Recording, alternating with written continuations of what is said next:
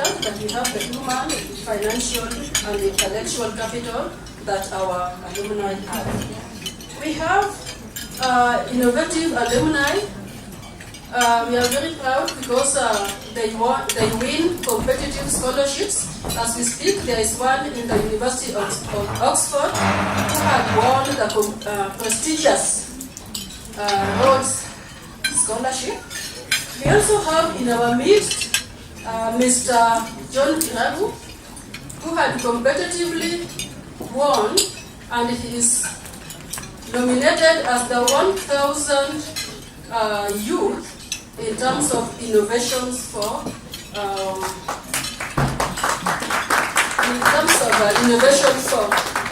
SDGs, and he won this in Copenhagen, and we are very proud of him.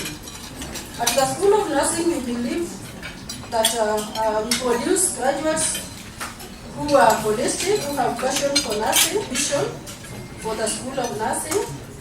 As a leader in excellence, nursing education, clinical nursing consultancies, research and innovations, we envisage a school with at least 5 departments with respective thematic units. This will include clinical nursing with different specialties, reproductive health including obstetric nursing and midwifery, administration, leadership and education, nursing and health research and innovation, public and community health nursing. We also envisage a school which is ultra-modern, with world-class educational and research complex, with nursing and health research and innovation center, students business center, wellness center, comprehensive skills laboratory in all thematic units of nursing, alumni center with business and accommodation facilities, so that our students can enjoy the benefits of being an alumni. Because the University of the 21st Century is that which appreciates the power of globalization. Therefore, as a university, we have consciously taken strategies to ensure that we partner with as many global of reputable status as possible. The college is leading in that regard. The College of Earth Sciences, and as the director said, the School of Nursing Sciences is a great contributor towards that end. As a college, we celebrate the School of Nursing Sciences as it turns 50. This is not a mean achievement.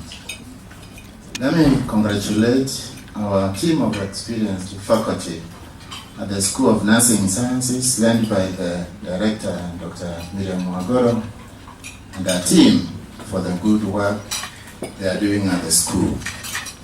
As you heard, I've been acting on the acting principal College of Earth Sciences, and as acting, usually, particularly when you didn't have that experience earlier, there are many hurdles you have to climb. But I've come and I've verbalized this in public before. The School of Nursing has given me, Vice-Chancellor, I can report today, minimal headache. In terms of, and I've said it before, I think I deserve it. So when we see all of you here, it's good to know that you are actually committed to your alumni chapter. And therefore, let's just clap for ourselves for our commitment. It is now my pleasure to invite our Vice-Chancellor, Professor Peter Mbithi, to give... Gentlemen, at my inauguration as Vice-Chancellor, I formulated a reform agenda revolving around 10 major strategic issues, namely world-class university status, fundraising, believe you me, resource mobilization and sustainability strategy, infrastructure development, graduate skills advancement program, students' experience on campus, university research, development of a visionary, innovative and creative leadership, our alumni, our strength, and community service. In order to address all these strategic issues, to their logical conclusion, our key stakeholder and strategic partner is our alumni. It is yourself seated here tonight. You are our pillars of strength and a great resource partner. So we intend to enhance the financial resources through establishment of an endowment fund, creation of the University of Nairobi Foundation. And this will do partnering with the private sector to finance capital projects and increasing the involvement of alumni in fundraising for our alma mater.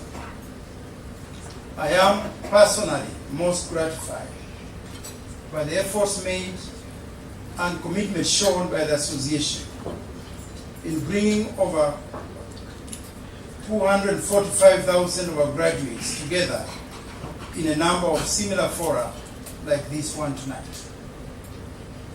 I urge the association to leverage on technology, especially in their quest to tap our alumni spread across the world. I also feel very pleased to note that the University of Nairobi has been ranked 66 globally on alumni relations. And 300 globally on graduate employability. To support this, because there is no meaningful development whatsoever that can be achieved without peace anywhere in any organization. And we must, as alumni, we must, as management, we must, as faculty staff and students, nurture this every day, every hour, all the time, and our alma mater will continue to be great. Our role as the executive committee is to support these chapters to achieve the objectives by facilitating chapter launches such as the one we launched this evening, and guiding the chapter officials on the next steps in order to ensure the chapters continue to thrive. Ladies and gentlemen, over the last 13 years, UONA has supported our alma mater in various ways. First, the association has supported needy students at the University of Nairobi through our annual bursary fund by contributing Kenya shillings 2 million. To date, the association has donated a total of Kenya shillings 21 million shillings towards supporting over 800 needy but deserving students from the university.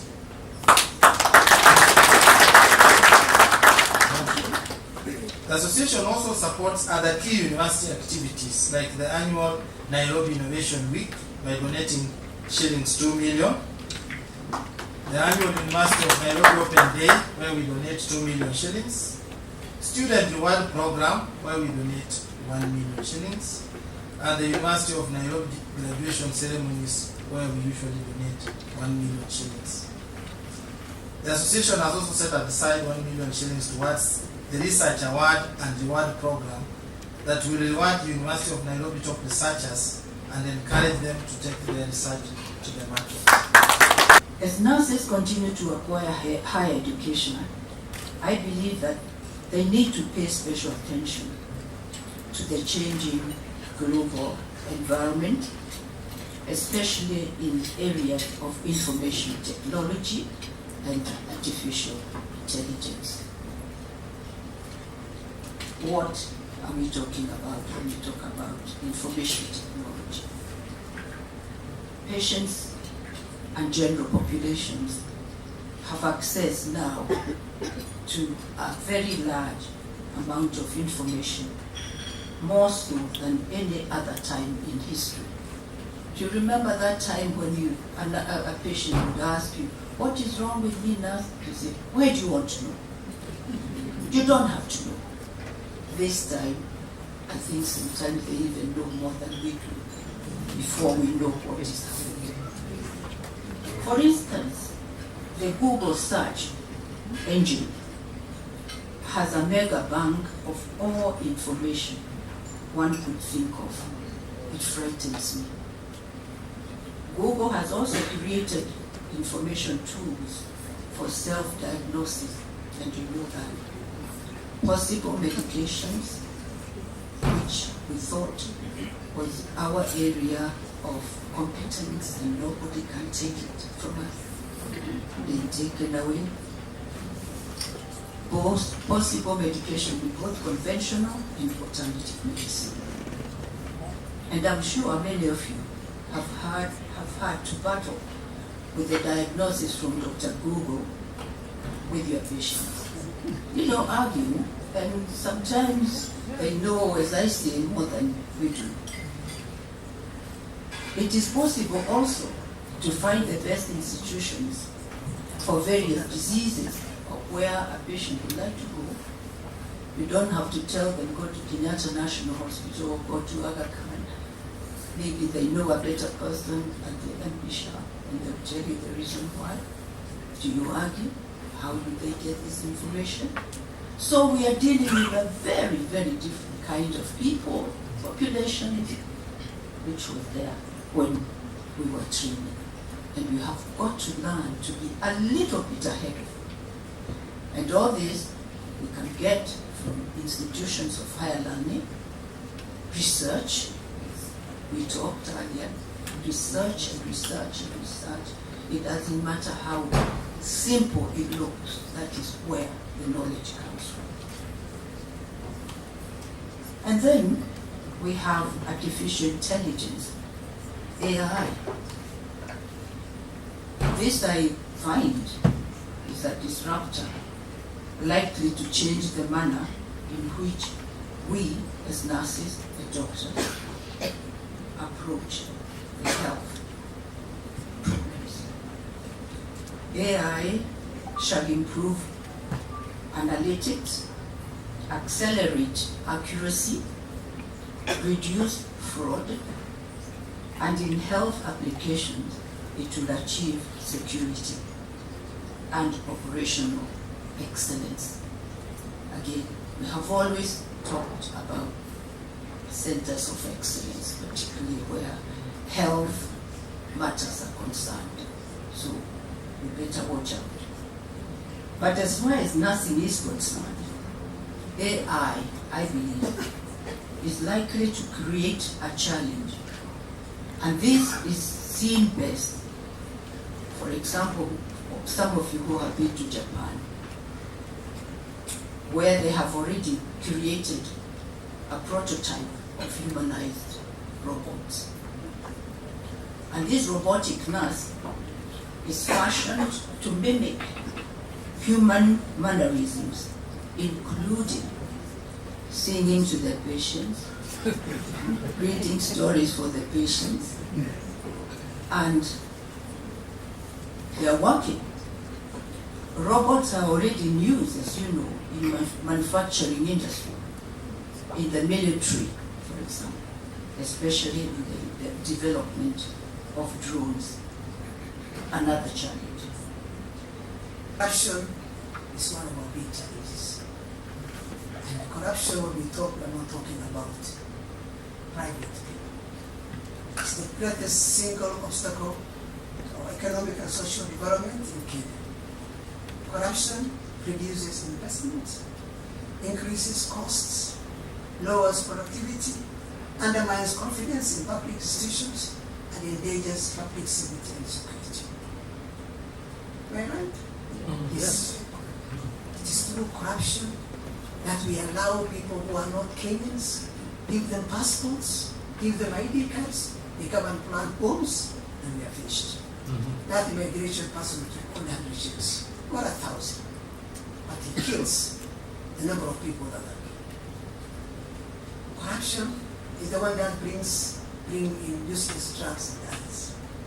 The health sector, corruption puts the very poor in the very real danger of death, because we're already poor. And when corruption comes, fine, it harms those very ill and vulnerable. It increases the economic cost of caring for the patients and transplants. and the financial burden the government to the private, transfers the burden to the private citizens who are already overburdened with